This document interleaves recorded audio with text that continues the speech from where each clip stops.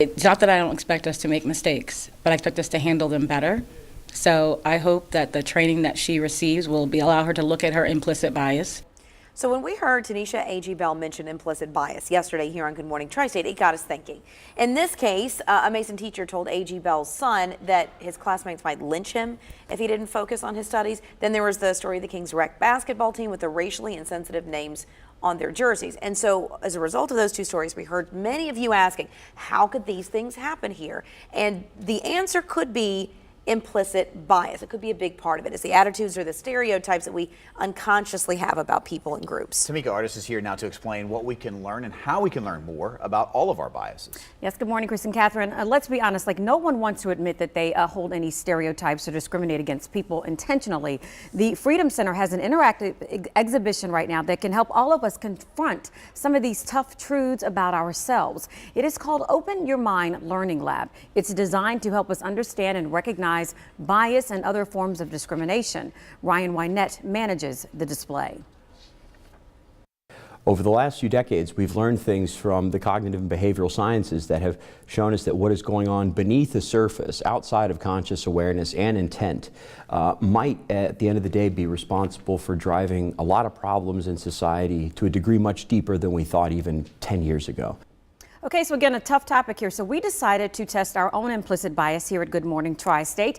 This is based on a Harvard University generated test that you can actually take online, and we actually had that posted on our Facebook page yesterday.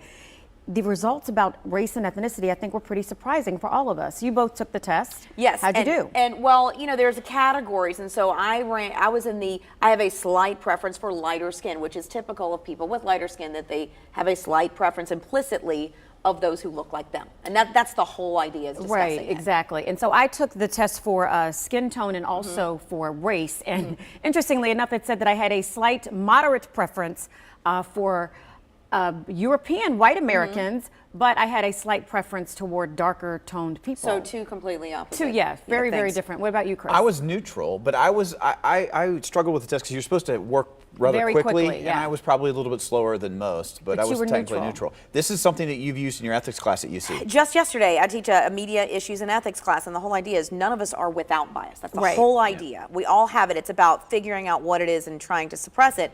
I actually went through this just yesterday, and the kids had the same kind of issues with it that we did. I want to show you this picture. We gave you this riddle. This is actually something you can, when you go to the Open Your Mind lab, you can see this picture. We know this rainbow legs picture from the Cincinnati Ballet. Right. All right, so they show you this picture, and we showed it to you just before the break with the riddle that is, all 7 of these dancers are raising children, but only 5 are the biological mothers to their kids. So how can they, the other ones be, who are the other ones? So that's the question. So how can this be? So do you guys have answers? I have no idea what the answer is. Well, they could be, I cheated a little. we just gave the answer away here, There you go. they could be surrogates, they could have foster kids, they could be adopted, they could be their boyfriend's kids, but the real men, answer not mothers, is, right, exactly, or dads. They're men. The implicit bias here, because most people don't come to that answer, the implicit bias here is that we assume dancers are women. And what they say at the Freedom Center is, of course, if you ask somebody, can men be in the ballet, everyone would say yes. Absolutely. But our brains think implicitly, well, they're women because it's colored tights.